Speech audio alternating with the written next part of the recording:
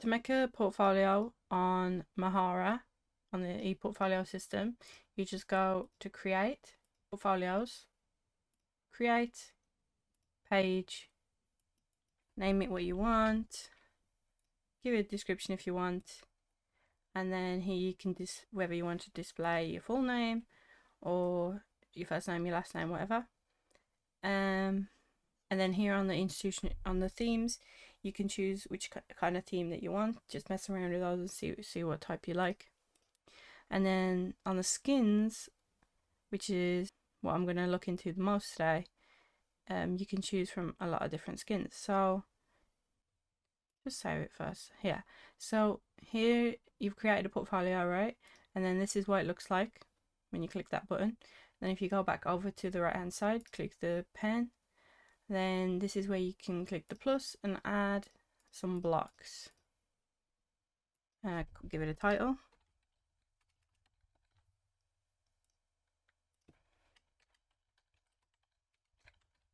And there you go. And there's lots of different settings. And then you can check what it looks like again. And this is what it looks like. I think the theme is automatically something. Let's have a look. If you go here, it's actually already institution theme, but it looks like primary school theme. But you can just change that. So to make your own skin, you click manage skins, and then there are some public ones and there's maybe some site ones depending. And then I've also got my skins. You click filter and you can have a look through these. They're pretty good. Or you can create your own skin. You can title it what you want. You can private it or public it. And then along here is just like the default colors and things. So this would be the header that is across the top like this. And you can also add a header background image, and it just be right across the top. And then same with the page background. When you change the page background color, it will just change the two sides, and then the column will be just stay white. I'm pretty sure. Let's try that. Pretty sure only the sides change. And then you can also add background images, and that will just be on the sides. That's more about the image. Save that just a sec. Let's go check.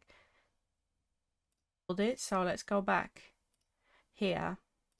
Click the cogs. Go down to skins, and make sure you click your skin that you've just made, and then save it. And then you'll see.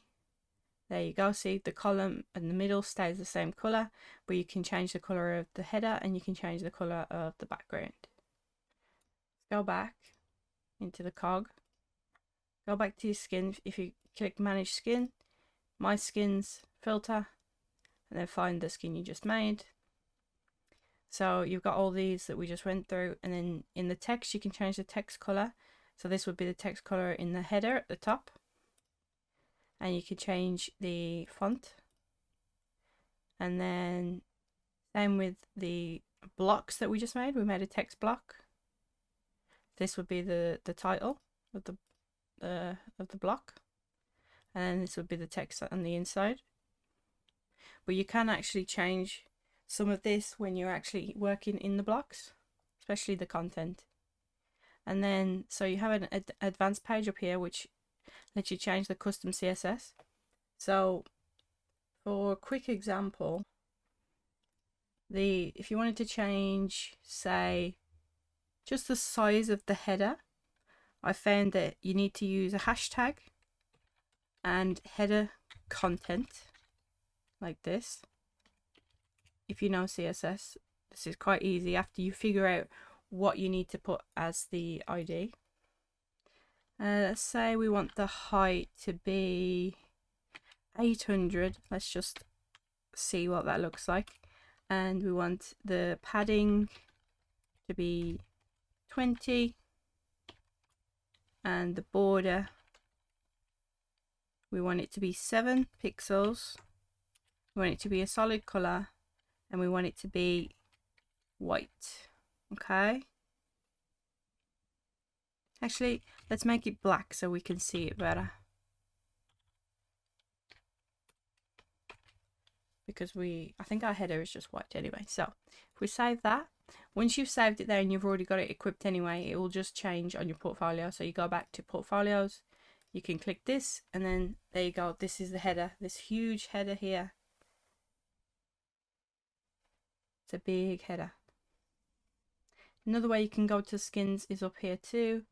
Click there, find skins, click my skins, filter, and find your skin. Not sure why that didn't show black.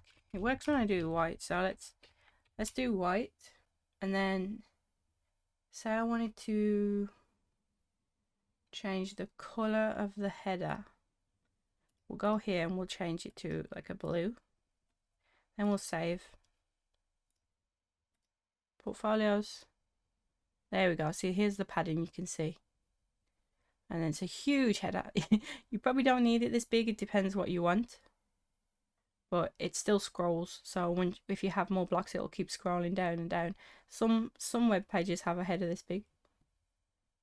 Yeah, so that is that. And then let me show you. If you go back to your CSS in your skins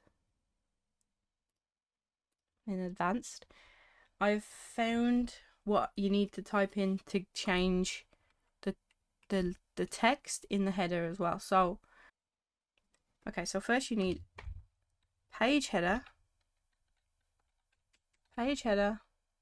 dash column dash container,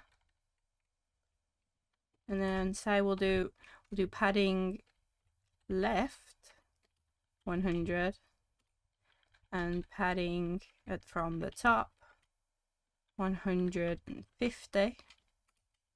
Close that curly bracket, and that is going to change the position of the text. And then we need dot section dash heading, and to change the color of the text you do color in American spelling, and I want it black, so I'm just going to do 3 F's, and I'm going to change the font size to something like 90 and close that bracket. And then to change, for some reason when I tried changing the font family in this part, it didn't work. So I found another one we have to make, and it's hashtag view h1 curly bracket font family. Let's just put Arial for now, and then font weight I'm going to put 800. Boom. And then we've got the header content. So this changes where the text is, so it should be like down here, across here. This changes the color of the text and the size of the text in the header, and this changes the font of the text and the weight of the text in the header.